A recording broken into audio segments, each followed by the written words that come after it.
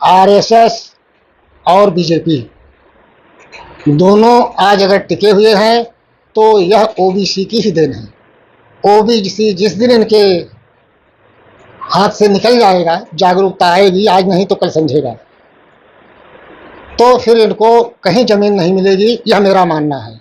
यह सारी साजिश आरएसएस की है। आरएसएस जैसा चाहती है उसी तरह मोदी जी करते हैं। नमस्कार, जय भीम, सत श्री अकाल, जोहार। इस वक्त हमारे साथ हैं डॉक्टर आरपी कुशवाहा, जिला अध्यक्ष हैं ओबीसी महासभा इलाहाबाद से। सर, आज आप लोगों का ओबीसी महासभा के द्वारा ज्ञापन था, तो ये ज्ञापन किन किन मुद्दों को लेकर था? ज्ञापन हमारा जो मेन मुद्दा है वो जात जनगणना को लेकर था। ओबीसी महासभा ओबीसी के हक और अधिकार के लिए जो लड़ाई लड़ रही है पूरे देश में, उसी के ऊपर सब सारे ज्वलंत मुद्दे हैं। अभी मणिपुर का मुद्दा आया, यह भी उसमें शामिल है। सारे मुद्दों के लेके ओबीसी के जो भलाई के लिए हो सकते हैं, सारे मुद्दे हमारे ज्ञापन में शामिल हैं। हम ओबीसी महासभा सारे ओबीसी जो भी हैं एक वर्ग बनाना चाहते हैं और हमारा ये कहना है, जाति तोड़ो समाज जोड़ो, जात नहीं जमात बनाइए। क्योंकि आज अगर देश में सबसे ज़्यादा अधिकारों का हनन हो रहा है तो वह ओबीसी का हो रहा है, और यही ओबीसी बीजेपी का स्तंभ बना हुआ है। तो आप जैसा कि कह रहे हैं ओबीसी बीजेपी का स्तंभ बना हुआ है, और बड़े पैमाने पर देखा जा रहा है कि अभी सावन चल रहा है, बड़े पैमाने पर सड़कों पर कांवड़ ले जाने का काम बड़े पैमाने पर ओबीसी के ही लोग कर रहे हैं। धार्मिक अनुष्ठानों में, धार्मिक कार्यों में बढ़ चढ़ के ओबीसी के लोग जिस तरीके से शामिल होते हैं, आप सामाजिक संगठन चला रहे हैं, तो किस तरीके से जो ओबीसी समाज आज धार्मिक कार्यों में संलिप्त है उनको उस ओर मुक्ति दिलाकर सामाजिक आंदोलन में जोड़ने का काम आपका संगठन किस तरीके से करे? हम लोगों का प्रयास ये है, हम लोगों का कहना है कि जो पैसा आप धार्मिक कार्यों में खर्च कर रहे हैं, तीर्थ व्रत, रामायण, कांवड़ यात्रा या तमाम तरह के धार्मिक कार्यों में, वही पैसा बचा के आप अपने बच्चे को शिक्षित कीजिए। शिक्षित करने से ही उसकी उन्नति का मार्ग मिलेगा। बाबा साहब ने कहा है, शिक्षा वो शेरनी का दूध है, जो पिएगा वो दहाड़ेगा। आज मैं देख रहा हूँ समाज के जो भी वर्ग, चाहे वो एससी हो, चाहे एसटी हो, चाहे ओबीसी हो, अगर उसने शिक्षा की तरफ ध्यान दिया, अच्छी शिक्षा पाई, तो आज ऊंची कुर्सियों पर बैठे हुए हैं।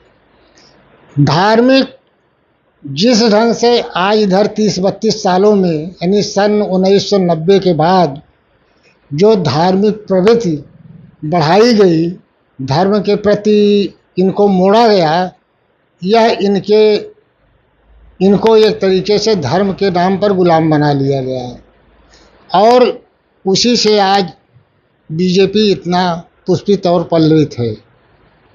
क्यों, अभी देखे होंगे आप, धीरेन्द्र ब्रह्मचारी है, धीरेन्द्र शास्त्री जी, बागेश्वर धाम, वह एक नंबर का जादूगर है। वो ऐसा कमाल करता है, औरतें तो ज़्यादा ही सब उसकी जो है सोचती हैं बाबा सही कर रहा है, जबकि उसी के समानांतर जो जगाने वाले हैं वो अभी वही कला कर रहे हैं, उसी तरह कर रहे हैं, लेकिन चूंकि वो बताते हैं और ये छुपे तौर धर्म के नाम पे कर रहा है, इसलिए लोग इसको उसी तरफ आकर्षित होते हैं। अगर इतनी ही शक्ति होती तो अभी शंकराचार्य ने किया था कि बद्रीनाथ में दरक रहा है, अगर उनमें शक्ति है तो उसको दरकना बंद कर दें। श्याम मानव जी महाराष्ट्र में गए थे, कार्यक्रम बीच में छोड़ के चले आए। जब उन्होंने चैलेंज किया, उन्होंने वो बैठाया, तो बीच में ही कार्यक्रम छोड़ के चले आए। तो जहाँ से इनको चैलेंज मिलता है वहाँ ये शांत हो जाते हैं। बागेश्वर धाम से भी ढेर सारी लड़कियां गायब हुई हैं, लेकिन आज नहीं तो कल कभी भी जब जांच होगी तो बाबा बागेश्वर भी जेल के अंदर होंगे। जिस ढंग से आज राम रहीम है, जिस ढंग से आज तमाम साधु जो है अपने समय के थे, आज वो जेल की सलाखों के पीछे है। मध्य प्रदेश में आपका संगठन बड़े पैमाने पर बागेश्वर धाम के खिलाफ मोर्चा खोले हुए है। जिस तरीके से ओबीसी की जागृति बढ़ रही है और एक तरफ जागृति बढ़ रही है, दूसरी तरफ बीजेपी जिस तरीके से हिंदुत्व की राजनीति करती है और उस हिंदुत्व की राजनीति में ओबीसी अपने आप को जब कट्टर हिंदू कहता है तो बीजेपी के पाले में अपने आप चला जाता है। तो जो कट्टर हिंदू ओबीसी के वर्ग के लोग अपने आप को कहते हैं, उनको आप किस तरीके से अपनी तरफ? कट्टरता किसी भी धर्म में हो वह खतरनाक होती है। तालिबान की हालत आपने देखा अभी कुछ दिनों पहले, साल 2 साल पहले, कि जिस ढंग से वहाँ नरसंहार हुआ वह केवल धार्मिक कट्टरता के कारण ही हुआ। केंद्र की जो मोदी सरकार है वो अपने आप को ओबीसी कहती है। आप लोग आए दिन आंदोलन करते रहते हैं, ओबीसी के मुद्दे को बड़े पैमाने पर उठाने का काम करते हैं, जैसा कि आज आप लोगों का ज्ञापन भी था। तो खुद को चुनावी सभाओं में ओबीसी कहने वाले खुद को नरेंद्र मोदी ओबीसी की जाति आधारित जनगणना से आखिर क्यों डरते हैं? आखिर ये केंद्र की जो बीजेपी सरकार है ओबीसी की जात आधारित जनगणना से क्यों डरती है? नरेंद्र मोदी ओबीसी अपने को कहते हैं, लेकिन आज तक एक भी कार्य ओबीसी के हित के लिए नहीं किया। उन्होंने ओबीसी के हक और अधिकार पर ही डाका डाला है।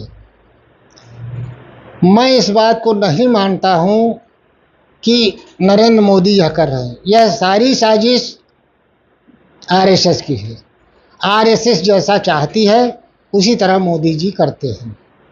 आरएसएस में बड़े पैमाने पर ओबीसी के लोग भी शामिल हैं, तो किस तरीके से आप इसको देखते हैं और क्या ओबीसी वर्ग जो है वो आरएसएस से निकलकर बाकी जो ओबीसी सामाजिक संगठन है उसके साथ मिलकर वो अपने हक और अधिकार की लड़ाई लड़ने के लिए कब तैयार होगा? आरएसएस और बीजेपी दोनों आज अगर टिके हुए हैं तो यह ओबीसी की ही देन है।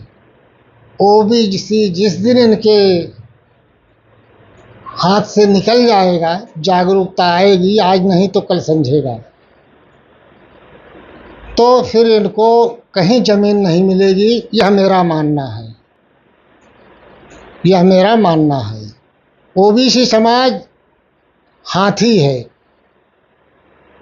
वह जब जागृत हो के चलने लगेगा तो सबको रौंद डालेगा। लेकिन समस्या यह है कि अभी ये धर्म में फंसा हुआ है, जाति में फंसा हुआ है, जिसके कारण जो हमारी विरोधी ताकतें हैं, जो हमको यथास्थित बनाए रखना चाहती हैं, वह इससे बाहर नहीं निकलने देना चाहती। लेकिन ओबीसी समाज जगाने में लगा हुआ है, लोग धीरे धीरे बाहर आ रहे हैं, वह समय आएगा। हम लोगों का तो कहना है कि अगर ओबीसी आज हमारी बातों से अगर नहीं समझा तो उनकी लातों से तो समझेगा ही समझेगा। जी, बहुत बहुत धन्यवाद सर। हमारे साथ थे डॉक्टर आरपी कुशवाहा, ओबीसी महासभा इलाहाबाद के जिला अध्यक्ष। अगर आप चैनल पर नए हैं तो चैनल को सब्सक्राइब कर लें, बेल आइकन को प्रेस कर लें ताकि इसी तरीके का लेटेस्ट अपडेट आप तक सबसे पहले पहुंचे। मैं एल के नंदवंशी, बने रहिए बहुजन प्लेनेट के साथ। बहुत बहुत धन्यवाद।